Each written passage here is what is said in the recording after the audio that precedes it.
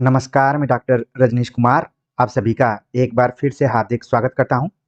आज के video lecture में हम बात करेंगे यूजीसी नेट की परीक्षा के दृष्टिकोण से प्रैक्टिस सेट 2 के ऊपर, जो कि आचार्य रामचंद्र शुक्ल की पुस्तक पर आधारित है और हमने प्रैक्टिस सेट 1 पर चर्चा कर ली है और बहुत सारे विद्यार्थी उस प्रश्न पत्र के पैटर्न को लेकर काफ़ी खुश हैं और लग रहा है कि उनकी तैयारी जो भी यूजीसी नेट का पैटर्न है उसके आधार पर होने लगी है। इस प्रैक्टिस सेट को हमने टेलीग्राम चैनल और यूट्यूब के कम्युनिटी सेक्शन में भेजा हुआ था, साथ में जो यूजीसी नेट का व्हाट्सएप ग्रुप है उसमें भी डाला हुआ था। तो जब मैं वीडियो बना रहा हूं तो लगभग 250 विद्यार्थियों ने इस प्रैक्टिस सेट को हल करके सबमिट किया हुआ था। मैंने देखा उसमें से बहुत सारे विद्यार्थियों के उत्तर सही थे, बहुतों के गलत भी थे। तो इसलिए इस प्रैक्टिस सेट को आप लोग अपने लिए देखिए और अपने उत्तरों का मिलान भी कीजिए। तो चलते हैं, सीधे हम बात करते हैं क्वेश्चन के ऊपर। आप देख रहे हैं कि मैं कुछ सवाल नया इसमें जोड़ा हुआ हूं और इस संख्या में पहुंचा दिया हूं। इस पूरे प्रैक्टिस सेट में 25 क्वेश्चन है और ये 25 प्रश्न आप किसी न प्रैक्टिस सेट में पाएंगे और नहीं किसी गाइड में पाएंगे। ये खुद का मौलिक प्रश्न हमने बनाया हुआ है और सटीक तरीके से जो यूजीसी नेट का पैटर्न है उसी के दृष्टिकोण से। तो आप इसको हल कीजिए, मुझे पूरी उम्मीद है कि आपको आनंद आएगा। तो चलते हैं, बात करते हैं जो यहाँ पर पहला प्रश्न पूछा गया है। नाद न बिंदु न रवि न शशि मंडल चियरा सहाबे मुकल जो छाड़िमा लेहुरे बंक नियहि बो हिमा जाहुरे रंक। उपयुक्त पंक्तियों का मूल अर्थ किस ओर है? तो जब आप देख रहे हैं तो आपके मन में तुरंत आ गया होगा कि ये जो पंक्तियां हैं पहले तो आदिकाल से ली गई हैं, इसके बाद इसका जो आप भाषा शैली इसकी देख रहे हैं वो क्या है, अपभ्रंश में ये पूरी पंक्तियां लिखी गई हैं। इसका मूल अर्थ क्या है? मूल अर्थ तभी आप निकाल पाएंगे जब इसके अर्थ को समझेंगे। इसमें नाद, बिंदु, रवि, शशि ये कुछ ऐसे शब्दों का प्रयोग किया गया है जिसके कि अर्थ आपको समझ में आ रहे होंगे। नाद न बिंदु न रवि न शशि मंडल चियरा सहाबे मुकल जो छाड़ी माँ ले हुरे बंक नियहि बो हिमा जा हुरे रंग। इसका मतलब क्या है? ऑप्शन दिया गया है, पहले ऑप्शन पे देखते हैं फिर इसके बाद खुद अर्थ क्लियर हो जाएगा। इसका क्या दिया गया है? अंतः साधना पर जोर, पंडितों को फटकार, वाम मार्ग ग्रहण या दक्षिण मार्ग ग्रहण। तो ये पंक्तियां जो ली गई हैं ये सिद्ध कवियों से ली गई हैं और इसमें वाम मार्ग ग्रहण पर जोर दिया गया है। जब आप सिद्ध साहित्य पढ़ेंगे तो उसमें बताया गया है कि आपको अगर सिद्धि प्राप्त करना है तो वाम मार्ग ग्रहण करना पड़ेगा और इसमें वाम मार्ग का सीधा सीधा जो संबंध वो स्त्री से जोड़कर देखा गया है। ठीक है, कहने का मतलब यहाँ पर है कि जो भी ये सृष्टि निर्मित है सब कुछ आपके पास हो, लेकिन अगर आप वाम मार्ग नहीं ग्रहण करेंगे तो आपको न मोक्ष की प्राप्ति होगी और न ही सिद्धि प्राप्त होगी। पहला ऐसा आप पंथ देखेंगे जिसमें स्त्रियों को मोक्ष के रूप में देखा गया है। तो ये पंक्ति है, इस पंक्ति को आप ध्यान में रखिए और इसका जो मूल अर्थ क्या दिया गया है, वाम ग्रहण, वाम मार्ग ग्रहण करने की बात की गई है। अगले क्वेश्चन पे बात करते हैं। अगला जो प्रश्न है, का तरुवर पंच बिड़ाल चंचल चिए पैठो काल। ये पंक्तियां किसकी हैं? यहाँ पर यही सवाल पूछा गया कि ये पंक्तियां किसकी पंक्तियां हैं।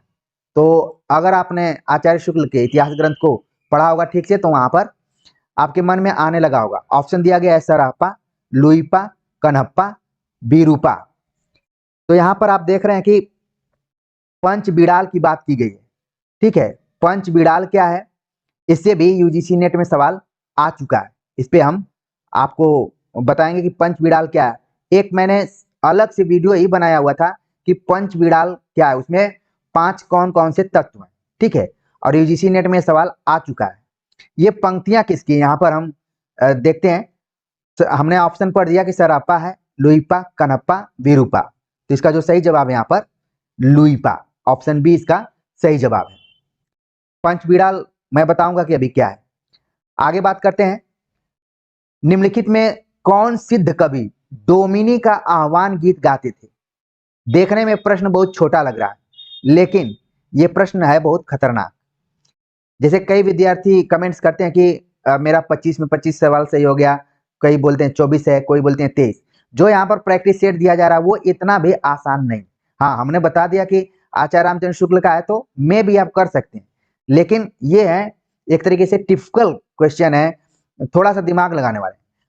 बातों ही बातों में आपके मन में आने लगा होगा कि आखिरकार हमने तमाम सिद्ध कवियों को पढ़ा, वैसे तो हम सिद्धों की संख्या 84 जानते हैं, लेकिन कौन से ऐसे सिद्ध कवि हैं जो डोमिनी का आह्वान गीत गाते थे? ऑप्शन दिया गया है सरापा, डोम्बिप्पा, कनप्पा, कुकरिप्पा। तो यहाँ पर सही जवाब इसका ऑप्शन सी कनहप्पा। कड़हप्पा वैसे किताबों में आप देखते हैं कि लिखा रहता है, यहाँ पर टाइपिंग करने में थोड़ा सा ठीक नहीं हुआ है, इसलिए कनहप्पा को कड़हप्पा ही पढ़िए। मेन चीज ध्यान में रखना है कि कड़प्पा जो है वो डोमिनी का आह्वान गीत गाते थे। आगे ये भी पता चलेगा कि आखिरकार ये डोमिनी क्या है। आगे प्रश्न आ भी गया कि निम्नलिखित में से किसकी साधनाओं में मध्य तथा स्त्रियों का विशेषतः डोमिनी, रजकी आदि का अबाध सेवन एक आवश्यक अंग माना गया था? ऑप्शन दिया गया है नाथपंथियों, वज्रयानियों, जैनियों, चारण कवियों। तो जैसा कि हमने ऊपर आप सभी को बताया कि पंचवीड़ाल में, जिसमें कि पहला ही सवाल था जो नाद बिंदु वाम मार्ग, यहां पर आप देख रहे हैं मध्य तथा स्त्रियों का विशेषतः डोमिनी, रजकी आदि का अबाध सेवन एक आवश्यक अंग माना गया था, किस पंथ में या किन कवियों की रचनाओं में? ऑप्शन नाथपंथियों, वज्रयानियों, जैनियों, चारण कवियों। आप अपना दिमाग दौड़ाना शुरू कर दिए होंगे कि आखिरकार इसका सही जवाब क्या हो सकता है। बिल्कुल इसका सही जवाब है ऑप्शन बी वज्रयानियों। वज्रयानियों को एक दूसरे नाम से भी हम जानते हैं, सिद्धों या सिद्ध कवि कहा जा सकता है इसको, ठीक है ना। इसमें क्या कहा गया कि आपको मध्य और स्त्रियों, खासतौर से जो डोमिनी है, रजकी है, इनका अबाध सेवन एक अंग, इसीलिए इनको कहा गया वाम मार्ग। अगर आप हिंदी साहित्य के विद्यार्थी हैं तो रेगुलर क्लास कर रहे होंगे, तो कई विद्यार्थी होते हैं जो हमेशा छात्राओं से घिरे रहते हैं, मतलब लड़कों की अपेक्षा लड़कियां उनकी ज्यादा दोस्त होती हैं। तो कई लोग व्यंग्य रूप में कहते हैं कि आपने वाम मार्गी जीवन को अपना लिया है। वैसे तो वाम मार्ग उसको बोला जाता है जो मार्क्सवादी होता है, लेकिन यहाँ पर वाम मार्ग एक अलग ढंग का है। चीजें धीरे धीरे आप समझना शुरू कर दिए होंगे। आगे बात करते हैं। अगला जो प्रश्न है कि निम्नलिखित में से महासुखवाद का प्रवर्तन किसमें हुआ? महासुखवाद, ऑप्शन दिया गया है नाथपंथियों, वज्रयानियों, जैनियों, चारण कवियों। तो महासुखवाद का प्रवर्तन किसमें हुआ? सही जवाब है ऑप्शन बी वज्रयानियों, यानी वही सिद्ध जो कवि हैं उसमें महासुखवाद का प्रवर्तन हुआ था। आगे बात करते हैं। अगला जो प्रश्न है, पूछा गया कि प्राकृत के अंतिम अपभ्रंश अवस्था से ही हिंदी साहित्य का आविर्भाव माना जा सकता है। आचार्य रामचंद्र शुक्ल का यह कथन आदिकाल के किस प्रकरण में उद्धृत है? ऑप्शन दिया गया प्रकरण 1, 2, 3, 4। तो देखिए अब प्रश्न पहले कैसे पूछे जाते थे? पहले प्रश्न पूछे जाते थे, कथन दे दिया जाता था और पूछा जाता था ये किसका कथन है। अब प्रश्न में ही बता दिया गया कि ये फला का कथन है, ठीक है, लेकिन बदलते हुए पैटर्न में पूछा गया कि इस बात को फला ने किस जगह पे कही है। तो जब तक आप सूक्ष्म तरीके से चीजों का अध्ययन नहीं करेंगे तब तक ऐसे प्रश्नों को नहीं कर पाएंगे। तो यहाँ पर देखिए प्राकृत के अंतिम अपभ्रंश अवस्था से ही हिंदी साहित्य का आविर्भाव माना जा सकता है। शुक्ल ने हिंदी साहित्य के आदिकाल के अंतर्गत प्रकरण 1 में इस बात को कही हुई है, ठीक है। किताब आप खोलकर देख भी सकते हैं, इसी तरीके से प्रश्न बनते हैं। अगला प्रश्न है, अपभ्रंश या प्राकृताभास हिंदी के पद्यों का सबसे पुराना पता निम्नलिखित में से किनकी रचनाओं से पता चलता है? अपभ्रंश या प्राकृताभास हिंदी के पद्यों का सबसे पुराना पता निम्नलिखित में से किनकी रचनाओं से चलता है? ऑप्शन दिया गया चारण काव्य से, जैन काव्य से, रासो काव्य से, तांत्रिक और योग मार्गी बौद्धों की रचनाओं से। तो एक चीज आप देखेंगे कि परीक्षाओं में जो ऑप्शन थोड़ा लंबा होता है वही ज्यादातर सही होता है। तो उसी ट्रिक पे हम देखें तो सही जवाब हो गया ऑप्शन डी, तांत्रिक और योग मार्गी बौद्धों की रचनाओं से हिंदी के पद्यों का जिसमें कि अपभ्रंश या प्राकृताभास हिंदी के पद्यों का सबसे पुराना पता चलता है। तो ये एक तो ट्रिक हो गया कि जो लंबा कथन है वो ज्यादातर सही हो जाता है, और वो कथन क्या हो, थोड़ा सा पॉजिटिव भी हो, ठीक है ना, सकारात्मक भी होता है तो वो ज्यादा सही हो जाता है। लेकिन हम केवल यहाँ रटने के दृष्टिकोण से नहीं पढ़ रहे हैं, बल्कि हम अपने दिमाग में रखेंगे कि सबसे पुराना अपभ्रंश या प्राकृताभास हिंदी के पद्यों का उल्लेख तांत्रिक और योग मार्गी बौद्धों की रचनाओं में मिलता है। अगला प्रश्न है, गाथा कहने से किस भाषा का बोध होता है? गाथा शब्द जो है किस भाषा के तरफ हमें ले जाता है या बोध कराता है? ऑप्शन दिया गया है संस्कृत का, प्राकृत का, अपभ्रंश का, मैथिली का। तो इसका जो सही जवाब है आपके मन में आना शुरू कर दिया होगा, प्राकृत का। गाथा का मतलब प्राकृत शब्द से इसको लिया गया है। आगे बात करते हैं, अगला जो प्रश्न है यहाँ पर, आदिकाल की इस दीर्घ परंपरा के बीच 150 वर्ष के भीतर तो रचना की किसी विशेष प्रवृत्ति का निश्चय नहीं होता है। धर्म, नीति, श्रृंगार, वीर सब प्रकार की रचनाएं मिलती हैं। यह कथन आचार्य रामचंद्र शुक्ल का है। ये रचनाएं किस छंद में थी? ठीक है, पहले तो बता दिया गया कि जो कथन है आचार्य रामचंद्र शुक्ल का है, लेकिन ये जो आदिकाल की 150 वर्षों के भीतर रचनाएं लिखी गई हैं, ज्यादातर किस छंद में लिखी गई हैं वही यहाँ पर पूछा जा रहा है। ऑप्शन दिया गया है दोहों में, चौपाइयों में, दोहा चौपाइयों में, रोला में। सही जवाब इसका है कि ज्यादातर रचनाएं दोहों में लिखी गई। ऑप्शन ए इसका सही जवाब है। अगला प्रश्न है, जो पंक्ति दी गई है कि बालचंद विज्जा वही भाषा, दुह नहीं लग गई दुज्जन हासा, यह किसकी पंक्ति है? इस प्रश्न को पढ़ते हुए आपको अपभ्रंश की खास विशेषता जरूर ध्यान में रखना चाहिए। अपभ्रंश की एक विशेषता है शब्दों का, वर्णों का द्वित्व होना। द्वित्व मतलब डबल, जिसको कि अंग्रेजी में हम बोले डबल। तो आप देख रहे हैं कि यहाँ पर ज डबल है, यहाँ पर ग डबल है और ज डबल। तो अपभ्रंश की एक खास विशेषता होती है द्वित्व की प्रधानता। तो ये तो चीज आप समझ गए। अब हम प्रश्न पर आते हैं। पूछा गया कि बालचंद विज्जा वही भाषा, दुह नहीं लग गई दुज्जन हासा, यह किसकी पंक्ति है? ऑप्शन दिया गया चंद बरदाई, सारंगधर, विद्यापति, अमीर खुसरो। तो इसका जो सही जवाब है यहाँ पर आपके दिमाग में आना शुरू हो गया होगा। बिल्कुल सही जवाब है ऑप्शन सी, विद्यापति द्वारा ये लिखा गया है। अच्छा, ध्यान नहीं देंगे तो आपको लगेगा कि विद्यापति तो इस तरीके से नहीं लिखते होंगे, ये चंद बरदाई का हो सकता है। तो थोड़ा सा तकनीकी तौर पर चीजों को ध्यान में रखना पड़ेगा। अगला जो प्रश्न है वो भी पंक्तियों पर ही आधारित है। अगिन जो लागी नीर में कंदो जलिया झार, उत्तर दक्षिण के पंडिता रहे विचारी विचारी, ये पंक्तियां किसकी? ऑप्शन दिया गया चंद बरदाई, विद्यापति, कबीर, अमीर खुसरो। तो ये पंक्तियां कबीर द्वारा लिखी गई हैं, क्योंकि बात यहाँ पर चल रही थी सिद्ध साहित्य की, या फिर आदिकाल में किस तरीके से भाषा को लेकर। जब हम आदिकाल पढ़ते हैं तो दो दृष्टिकोणों से पढ़ते हैं, एक भाषा के दृष्टिकोण से और दूसरा साहित्य के दृष्टिकोण से। इसीलिए आदिकाल आपको कई बार लगेगा बहुत बोझिल सा लगेगा। ठीक है, आप भले इसको याद करके महारत हासिल कर लिए हो, लेकिन ये कालखंड उतना आपको आत्मीय या सहज नहीं लगेगा जितना कि भक्ति काल आपको लगेगा, या फिर रीतिकाल या आधुनिक का। ये थोड़ा सा बोझिल है, इसलिए हमने प्रैक्टिस सेट भी यहीं से शुरू किया है। मैं अगर भक्ति काल नहीं पढ़ाऊंगा, रीतिकाल भी नहीं पढ़ाऊंगा, आधुनिक काल भी नहीं पढ़ाऊंगा, तो भी आप उसमें से अपने पढ़ाई के माध्यम से ढेर सारे प्रश्न के उत्तर दे सकते हैं। लेकिन क्योंकि आदिकाल जो है भाषा के दृष्टिकोण से और साहित्य के दृष्टिकोण से बहुत ही महत्वपूर्ण कालखंड है, इसीलिए इसके एक से अधिक नाम भी, और उसमें सर्वमान्य नाम आदिकाल आया।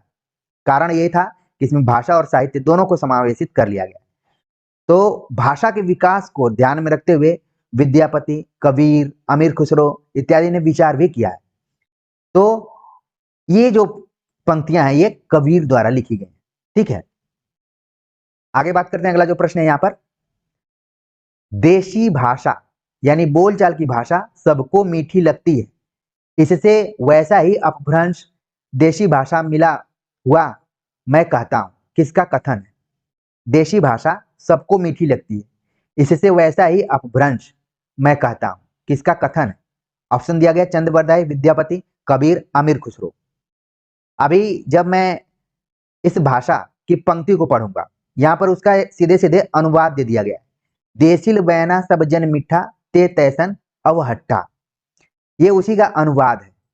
तो देखिए, अब हो सकता है कि बदले हुए पैटर्न पे अनुवाद पूछ लिया जाए, इसीलिए मैंने सीधे सीधे अनुवाद को ही रखा। सही जवाब हो गया ऑप्शन बी, विद्यापति द्वारा ये कहा गया है। अगला जो प्रश्न है, आचार्य रामचंद्र शुक्ल ने अपभ्रंश काव्य का उल्लेख आदिकाल के किस प्रकरण में किया है? तमाम चीजों को आप पढ़कर जाएंगे। ये देखने में प्रश्न बहुत छोटा लग रहा है, लेकिन है बहुत खतरनाक दमदार क्वेश्चन एक तरीके से है। जिसको आएगा वो तुरंत कर देगा, जिसको नहीं आएगा तो अगल बगल में वो ताक झांक करेगा, एक दूसरे से दया दृष्टि करुणा की स्थिति में रहेगा कि कोई कुछ हिंट कर दे। लेकिन यहाँ पर अगर जुड़े हुए हैं तो आप दूसरे से क्यों हिंट लेंगे, आप दूसरे को हिंट देंगे। पूछा गया सवाल, आचार्य रामचंद्र शुक्ल ने अपभ्रंश काव्य का उल्लेख आदिकाल के किस प्रकरण में किया? ऑप्शन दिया गया प्रकरण 1, 2, 3, 4। सही जवाब हो गया ऑप्शन बी, प्रकरण 2 में इस बात को कहा गया है, अपभ्रंश काव्य का उल्लेख उन्होंने किया है। इसी तरीके से आपके मन में तुरंत आना चाहिए, क्योंकि शुक्ल जी ने आदिकाल को 2 भागों में बांटकर देखा। एक तो उन्होंने अपभ्रंश काव्य रखा और दूसरा उन्होंने देश भाषा काव्य रखा। तो देश भाषा काव्य प्रकरण 3 में, ये सब आपके मन में आना चाहिए। कोई जरूरी नहीं कि मैं प्रश्न बनाऊं, एक एक वाक्य पर प्रश्न बनाऊं। हमारी भी लिमिटेशन है, हमारी भी सोचने समझने की क्षमता है, लेकिन जब मैं संकेत कर रहा हूं तो ये काफी है। संकेतों को अगर आप समझ गए तो आप बहुत कुछ कर सकते हैं। तो यहाँ पर देश भाषा काव्य जो प्रकरण 3 में आ जाएगा, और इसको उन्होंने एक नाम दिया जिसको कि हमने पहले भी बताया हुआ था। चलते हैं आगे, बात करते हैं अगले क्वेश्चन पे। निम्नलिखित में से किसने अपभ्रंश नाम न देकर लोक भाषा को देश भाषा ही कहा है? ऑप्शन दिया गया है भरत, वररुचि, भामह, पतंजलि। तो अपभ्रंश को कई बार कहा जाता है कि देश भाषा किसने कहा है? सही जवाब हो गया ऑप्शन ए, भरत। अगला प्रश्न है, अपभ्रंश नाम पहले पहल किसके शिलालेख में मिलता है? अपभ्रंश नाम पहले पहल किसके शिलालेख में मिलता है? ऑप्शन दिया गया बल्लभी के राजा धारसेन प्रथम, बल्लभी के राजा धारसेन द्वितीय, बल्लभी के राजा धारसेन तृतीय, बल्लभी के राजा धारसेन चतुर्थ। अब नाम एक ही है, बस अंतर हो गया प्रथम, द्वितीय, तृतीय और चतुर्थ में। तो ये ऐसा प्रश्न है कि तलवार की धार पर चलने वाला है। अगर आपको आता रहेगा तुरंत बताएंगे, नहीं थोड़ा सा भी फिसले इधर उधर तो लेनी का देनी पड़ जाएगा। तो देखिए यहाँ पर क्या है, अपभ्रंश नाम सबसे पहले किसके शिलालेख में मिलता है? सही जवाब है ऑप्शन बी, बल्लभी के राजा धारसेन द्वितीय के शिलालेख में मिलता है। आगे बात करते हैं, अगला जो प्रश्न है, निम्नलिखित में से किसको संस्कृत, प्राकृत और अपभ्रंश तीनों का कवि कहा गया है? ऑप्शन दिया गया गुहसेन, धारसेन, चंद्रबरदाई, अमीर खुसरो। तो संस्कृत का, प्राकृत का और अपभ्रंश का तीनों का कवि किसको कहा गया? सही जवाब है ऑप्शन ए, गुहसेन। जो धारसेन द्वितीय हैं, इनके शिलालेख में, बल्लभी के शिलालेख में इन्होंने खुद स्वीकार किया है कि इनके पिताजी जो थे गुहसेन, वो तीनों भाषाओं के जानकार थे।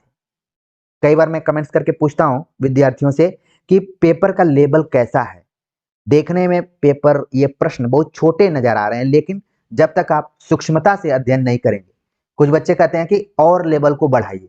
उनका यही कहना रहता है कि थोड़ा सा ऑप्शंस में कुछ हम और इसमें डाइवर्सिटी लाएं और विविधता लाएं, जिस तरीके से कूटनुमा होता है।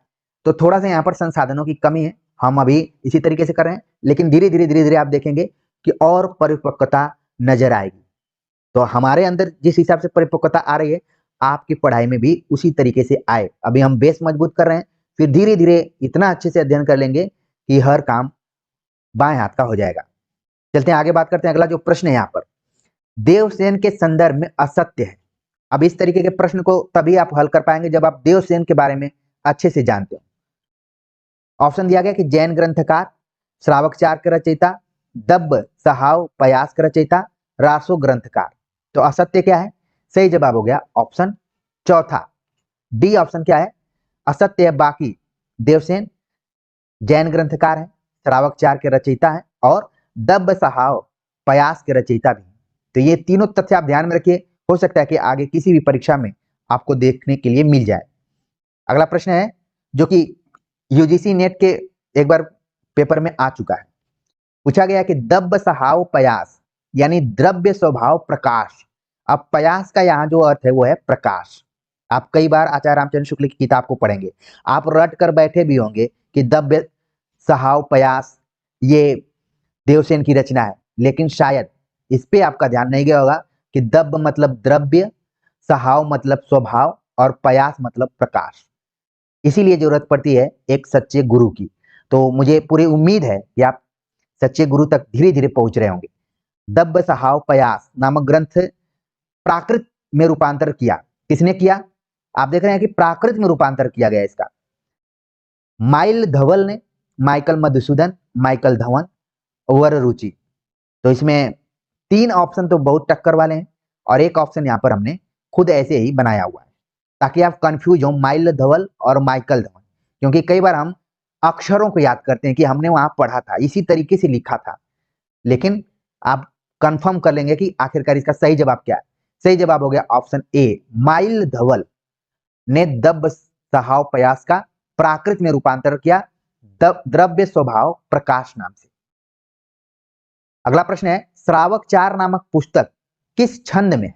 तो जैसे मैंने यहां पर श्रावक 4 का नाम लिया, आपके मन में आ गया होगा। लिख दूं? बिल्कुल, आपके मन में आ गया, मैंने लिख भी दिया। श्रावक 4 नामक पुस्तक किस छंद में? यहां पर देखिए अलग ढंग से सवाल पूछा गया। ऑप्शन दिया गया दोहा, चौपाई, चौपई, रोला। आदिकाल में आप देखेंगे कि चौपई भी एक छंद माना जाता था, ठीक है ना, मात्राओं का बस अंतर है। जहां तक मुझे याद आ रहा है कि चौपाई में 15 मात्राएं होती हैं, चौपाई में 16 मात्राएं। श्रावक 4 किस छंद में है? सही जवाब हो गया ऑप्शन ए, दोहा में है। ये इसका सही जवाब हो गया ऑप्शन ए। तो इस चीज को आप बिल्कुल नोट करिए। अगला प्रश्न है कि पुष्य दंत, या कई बार जगह पे पुष्प दंत भी लिखा रहता है और कई जगहों पे तो पुष्य लिखा रहता है। ये है आदिकाल, क्योंकि शुरुआती काल है इसलिए कई नामों में कंफ्यूजन सा होता है, ठीक है ना, तो सभी को आपको ध्यान में रखना पड़ेगा। पुष्पदंत के आदि पुराण और उत्तर पुराण किस छंद में लिखित है? नॉर्मली सवाल आपसे पूछा जा सकता है कि आदि पुराण किसकी रचना है, उत्तर पुराण किसकी रचना है। आदि मतलब शुरू और उत्तर मतलब बाद। एक चीज देख रहे हैं आप, यहाँ पर जो पुराण तो कॉमन है दोनों में, लेकिन अर्थ समझना ज्यादा जरूरी है आपको। आदि पुराण शुरुआती का पुराण जो है और उसके बाद का पुराण, यानी पुराण से रिलेटेड जो रचना लिखी पुष्पदंत ने, लेकिन किस छंद में लिखी है? ऑप्शन दिया गया दोहों में, चौपाइयों में, त्रोटक में, दोहा चौपाइयों में। सही जवाब है इसका ऑप्शन बी, चौपाइयों में लिखी गई है। अगला प्रश्न है, जो जिण शासन भाषियो तो मई कहियो सारू, जो पालई सही भाव करिसो सरी पाई पारू। उपयुक्त पंक्तियां किसकी हैं? आप देखिए, जब भी अपभ्रंश की चर्चा होती है तो मुझे अपने जीवन में 2 अध्यापक बार बार याद आते हैं। जब मैं बीएचयू में था तो हमारे एक टीचर थे मनोज सिंह, प्रोफेसर मनोज सिंह। उनको इस भाषा पर पकड़ थी उनकी। और जब मैं जेएनयू में गया और पीएचडी भी मैं उन्हीं के अंडर में किया, प्रोफेसर ओम प्रकाश सिंह। तो ये 2 ऐसे शिक्षक रहे जिनको कि मैं मानता हूं कि अपभ्रंश भाषा में उनकी जबरदस्त तरीके की पकड़ थी। मैं आप सभी को यहाँ पर बता दे रहा हूँ क्योंकि वक्त का भी हमें ध्यान रखना है, नहीं तो मैं इसकी व्याख्या भी कर सकता था या फिर कर सकता हूँ, लेकिन अभी फिलहाल मेरे मन में है कि आप इन पंक्तियों से परिचित हो जाएं। आप अपना दिमाग दौड़ाना शुरू कर दिए होंगे।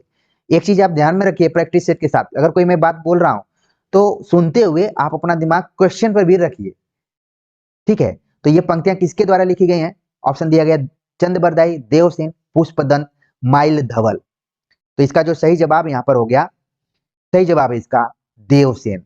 वही देवसेन जिन्होंने श्रावक 4 लिखा और दब्ब सहाव पयास भी लिखा। आगे बात करते हैं, अगला जो प्रश्न है, विणु धवलेण सड्डु की हल्लई, विणु जीवेण देहु की चलई, विणु जीवेण मुख को पाई, तुम्हारी सु की अपई आवई। उपयुक्त पंक्तियां किसकी हैं? अब बीड़ू से शुरू है तो बीड़ू को आप ध्यान में रखिए। बाकी पंक्तियां किसकी हैं? ऑप्शन दिया गया चंद बरदाई, देवसेन, पुष्पदंत, माइल धवल।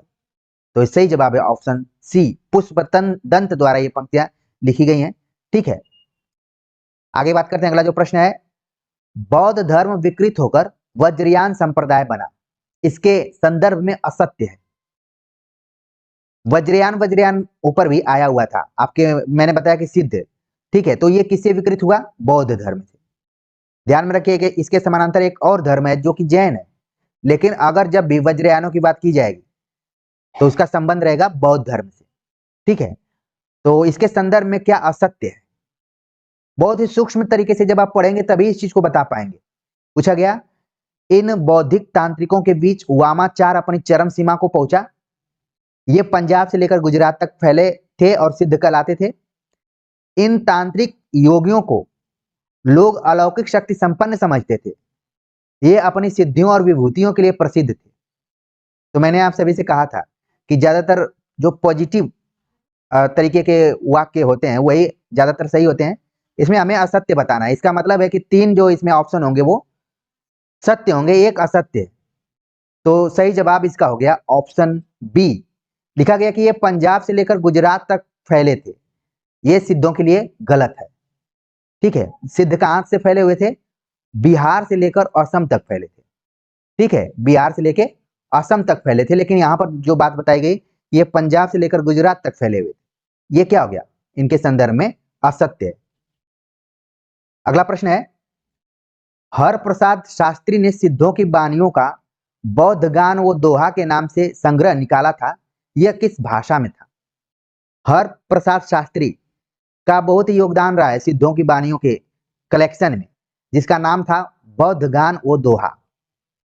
दोहा छंद मैंने बताया हुआ था कि सिद्धों की वाणियां दोहा छंदों में ज्यादातर लिखी गई हैं। शुरुआती जो भी 150 वर्षों का साहित्य है आदिकाल का, ज्यादातर दोहा में लिखा गया है। तो हरप्रसाद शास्त्री ने जो ये ग्रंथ निकाला है किस भाषा में? ऑप्शन दिया गया प्राकृत, अपभ्रंश, बंगला अक्षरों में, हिंदी में। सही जवाब हो गया ऑप्शन सी, बंगला अक्षरों में इसको लिखा गया था। आगे बात करते हैं, अगला जो प्रश्न है, जहि मन पवन न संचरई रवि शशि नाही पवेश, ये पंक्तियां किसकी हैं? तो जहां पर आप देखिए रवि की बात की गई हो, शशि की बात की गई हो, तो इसका जो सही जवाब हो जाएगा वो है सरहप्पा, ठीक है। हमने ऑप्शन भी नहीं पढ़ा, सरहप्पा, लुइपा, कनप्पा, कुकुरिप्पा। तो इस तरीके से इसका जो सही जवाब हो गया ऑप्शन ए, जय मन पवन न संचरई रवि शशि नहीं पवेश, ये बात कही सरहप्पा ने। अब आपके मन में आ रहा होगा कि हमने शुरुआत में बोला था पंच बिड़ाल के बारे में, आखिरकार ये पंच बिड़ाल क्या है? यहां पर पंच बिड़ाल के बारे में बताया गया है कि बौद्ध शास्त्र में निरूपित पंच प्रतिबंध, आलस्य, हिंसा, काम, चिकित्सा और मोह, ये पंच बिड़ाल कहलाते हैं। और नीचे लिखा गया कि ध्यान देने की बात यह है कि विकारों की यही 5 संख्या निर्गुण धारा के संतों और हिंदी के सूफी कवियों ने ली है। हिंदू शास्त्रों में विकारों की बधी संख्या 6 है, लेकिन बौद्ध शास्त्र में इसी को पंच बिड़ाल नाम से बोला जाता है, और जो है आलस्य, हिंसा, काम, चिकित्सा और मोह। ये यूजीसी नेट के क्वेश्चन पेपर में एक बार सवाल आ चुका है। तो उम्मीद है कि ये जितने भी हमने 25 सवालों को हल किया वो सभी आपके लिए अच्छे रहे होंगे। आपको एक नया प्रैक्टिस सेट देखने को मिला होगा, जो तमाम बाजारों में प्रैक्टिस सेट मिल रहे हैं, नोट्स के रूप में दावे पेश कर रहे हैं, या फिर उनसे ये प्रैक्टिस सेट थोड़ा सा अलग लगा होगा और लगा होगा कि हाँ, इस तरीके से हम किसी के द्वारा गहन अध्ययन के माध्यम से बनाए गए प्रैक्टिस सेट को भी अच्छे से हल करें तो लाभ जरूर मिलेगा। तो कमेंट्स कर आप लोग जरूर बताइएगा। मिलते हैं एक नए टॉपिक के साथ, तब तक के लिए नमस्कार।